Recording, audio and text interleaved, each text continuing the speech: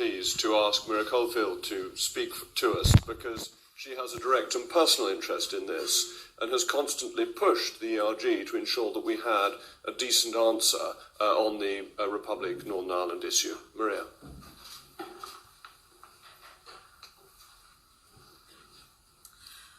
Thank you very much, Jacob. As someone who served both on the Northern Ireland and the Brexit Select Committee, the proposals in this paper are reasonable proposals that offer a range of solutions and really challenge the three big challenges to getting a free trade agreement. Firstly, we understand the EU and their concern about maintaining that integrity of the single market and the customs union, and the proposals in this paper do just that. We absolutely want to respect the Good Friday Agreement and that nothing undermines that in any way, and the proposals in this paper do exactly that. And thirdly, we want to facilitate trade between Northern Ireland and the Republic of Ireland in the way that it happens today. And everything in this paper is about achieving that. So there is really nothing in this paper that people could object to. And I think it's important to keep repeating what's in this paper because there's been so much construed about why there are problems about reaching a solution. Everything here is in keeping with what happens in the UK and the EU already, and in terms of international trade across the world. And as has been said already, there is an existing border there today. There's an existing border for VAT, there's an existing border for excise, there's a security border and a currency border.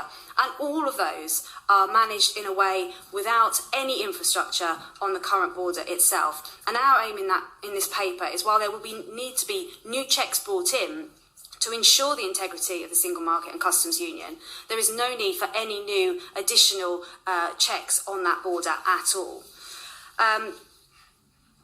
We are not talking about, as Theresa said, about the movement of people. That is dealt with under the Common Travel Area, has been since 1923 and will continue post-Brexit. We are talking simply about the movement of goods. And I just point you to some of the highlights in the paper for you to look at in more detail. As Hans has highlighted, we are talking about schemes like a trusted trader scheme to deal with compliance, custom brokers to deal with rules of origin and customs arrangements. We are talking about border inspection posts, not at the border, but away from the border. And Hans gave a great example of in Rotterdam, where their border inspection posts are up to 20 kilometres from their posts. And we are talking about smaller operator exemptions using electronic declarations to make those happen. Agricultural produce is a key issue, and this paper covers that quite extensively. We could agree equivalence in the same way that the EU has agreed equivalence with Canada. There is absolutely no reason why that can happen.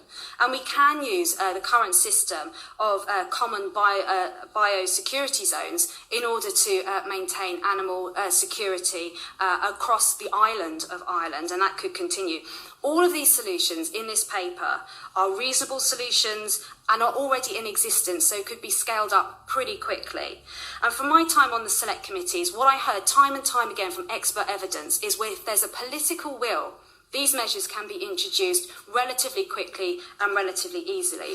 And we hope that the government will look at our proposals in this paper and take them seriously and take them forward.